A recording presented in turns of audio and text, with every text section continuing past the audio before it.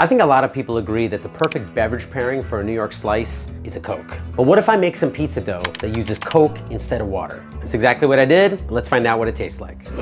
I made this dough yesterday using exactly one standard American can of Coke, which is about 355 grams. Then I mixed in 550 grams of bread flour, 11 grams of salt, and 2 grams of instant dry yeast. I mixed it up, I let it sit for about a half hour, I balled it up into 300 gram dough balls and let it sit in the refrigerator overnight.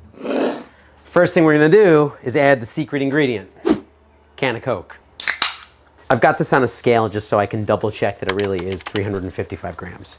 Booyah, oh, it's more. Okay, this is a public service announcement. I calculated the whole recipe considering that this can was accurate, that it was 355 grams of soda. It's actually 369 grams of soda. To the Coke, we're gonna add 11 grams of salt. And we'll stir this to dissolve. Back on the scale, and now we're gonna add 550 grams of bread flour. This is King Arthur bread flour here, but I'm sure you could use any bread flour you want. So I'm gonna begin to mix the flour into the soda and the salt. I've absorbed enough of the liquid, so I'm gonna add my 2 grams of instant dry yeast. So at this point in the process, it's combined enough. Everything's just about incorporated.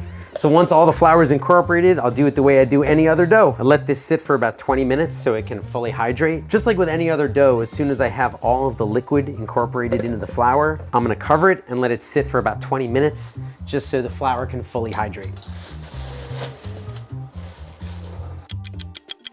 It's 20 minutes later, the dough has just been resting. And again, this is like what I do with any other dough. Now, usually I decide at this point to put in some oil. I didn't use olive oil this time because there's so much stuff in Coke.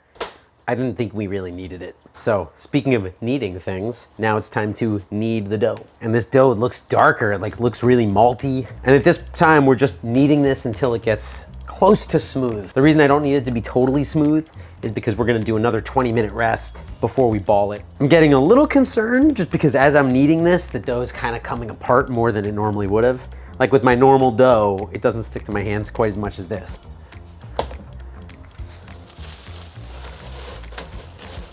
After 20 minutes, it's time to ball this up. You can either cut it up into 3 basically equal portions, or you can weigh it to 300 grams per portion. But look at this. It is definitely darker and more malty than my standard pizza dough.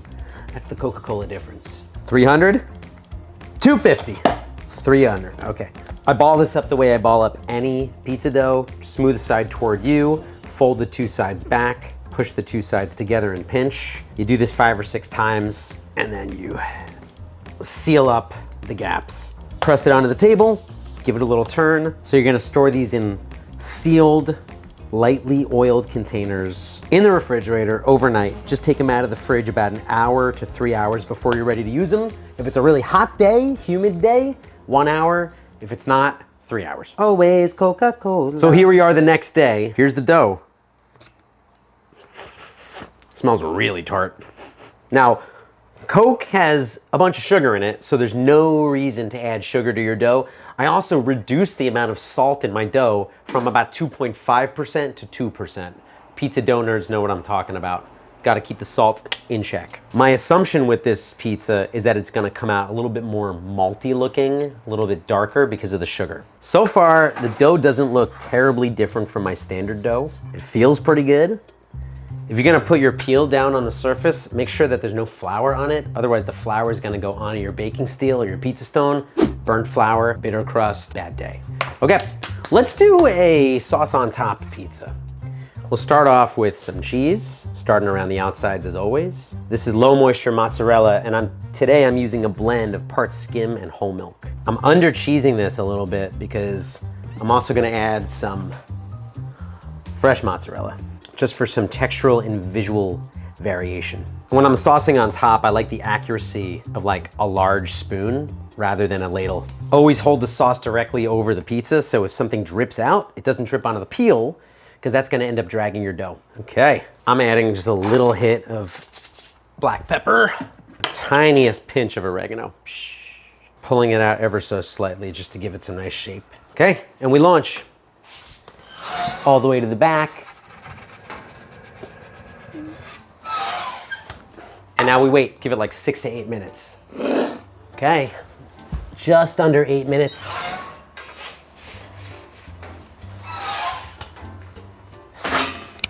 Not too shabby. I'm just gonna doing this to shake off any excess flour from the bottom. I'm just brushing off excess flour from the top.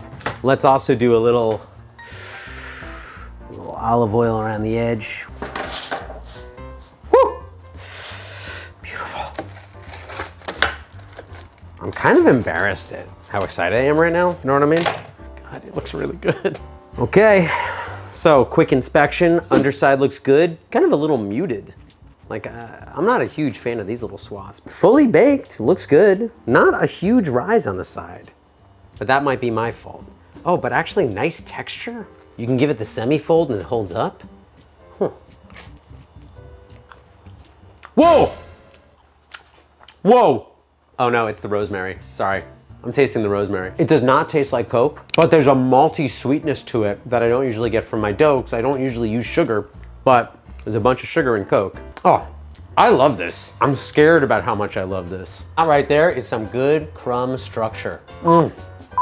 This is so good. I just wish I had something to wash it down with.